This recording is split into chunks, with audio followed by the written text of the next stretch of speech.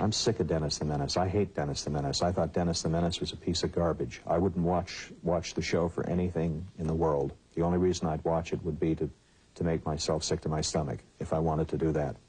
I absolutely despise that show, and I'm sorry that I was ever associated with it. It's an evil, vile system. The people in it who run it are cruel, they are insensitive, they don't care about anybody but making money. And they don't care.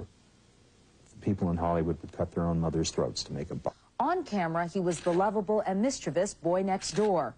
Off camera, he was an angry child who claims he was abused almost daily by his studio guardians, his aunt and uncle.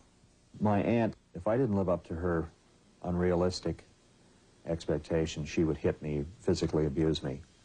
And I remember, you know, I used to wake up every morning thinking, my God, do I have to spend another day with this woman? Because I would go in and I would do a scene, and I would come off the set, and everybody would say, hey, you did a great job, and then I would get a slap across the face, or taken into the dressing room and get a spanking or a verbal tongue lashing or whatever. And she would just physically, she would grab my hair and, you know, just shake me, and just made life a living hell for the whole 4 years. And my uncle was very abusive too.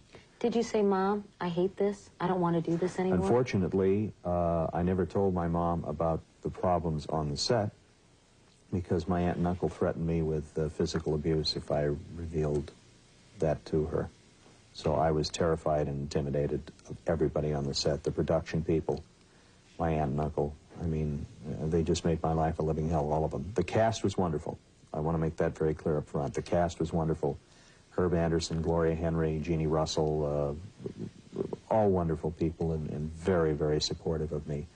I don't think they weren't really aware of all of the physical abuse. They were, you know, very aware that there were problems, and they could tell that I was an unhappy child, and that I only came alive and became this outgoing, happy little boy when I was in front of the camera. But when I was, you know, off the camera, away from the camera, and around the stage, I was a very quiet, introverted kid, and they realized that there were a lot of problems.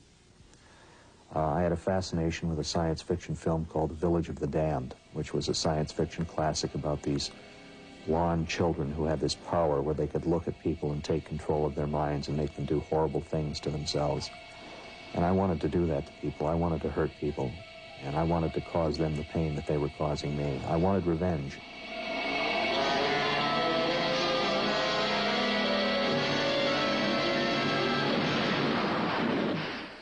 And I remember when I would get my scripts, I used to draw in the back of my scripts, and I'd draw horrible pictures of people, especially like the production people, and I would have their names written down on the drawings. People in guillotines, people hanging, people on fire.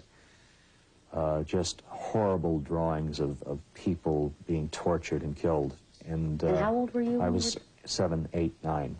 And nobody ever bothered to look in the script and look at these pictures and say, here is a child that is in real deep psychological trouble. When Dennis the Menace was canceled in 1963, North acted in a few movies and starred in a short-lived TV series called Maya.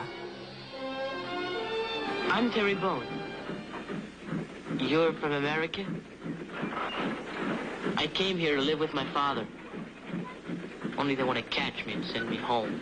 But by 1970, North's career had pretty well dried up. Typecast and rejected by Hollywood, Jay North was an out-of-work former child star with no marketable skills.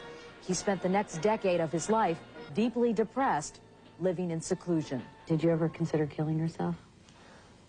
There were many times when I thought of suicide, yeah. There were many times when I thought, I can't deal with this pain anymore that's inside of me. And there were many times that I contemplated it. Obviously, this was an extremely painful experience for you. What kind of advice would you give other parents or other kids who want to get into this business? Well, Paul Peterson, my friend, who was on the Donna Reed show, said something very important about parents of kids in show business. They're like rabbits on a nighttime highway. Bright lights blind them. The bright lights of Hollywood blind most parents. And my advice would be for people to just keep their kids out of show business altogether because it just destroys lives. There's no reality base for these children whatsoever. What will you do? What will make Jay North happy?